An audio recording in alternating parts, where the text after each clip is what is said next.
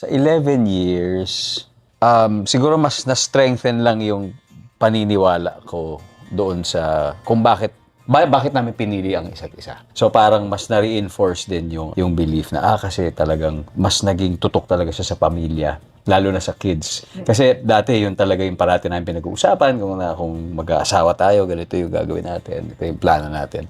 So ngayon mas napatunayan niya, tama nga yung mga sinabi noong umpisa. More than new realizations, mas na-strengthen lang yung paniniwala nga.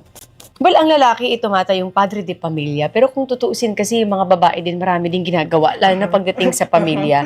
So doon ko mas na-realize talaga na ito talagang pangarap ko. At gagawin ko talaga lahat para maging maayos tong buhay na to kasama yung mga anak namin. And si Dong kasi yung tipo na supportive talaga siya sa lahat ng ginagawa ko eh. So sabi ko nga, doon nagiging mas makabuluhan yung relationship nyo na hindi lang puro saya. May mga pagkakataon talaga na magkakaroon kayo ng problema, may mga pagkakataon na dami yung struggle.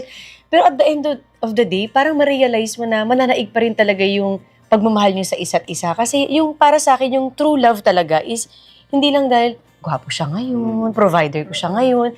Parang mas mamahalin ko siya dun sa mga panahon na kinakailangan ako, yung mga time na yung weakness niya ay napupunan ko. Ngayon, pag nakikita ko yun, na yung kakulangan niya ay napupunuan ko, dun ko na-realize na compatible talaga kaming dalawa, na ibinigay talaga siya para sa akin, para tulungan ko siya at para tulungan niya ako dun sa mga bagay na nahihirapan ako.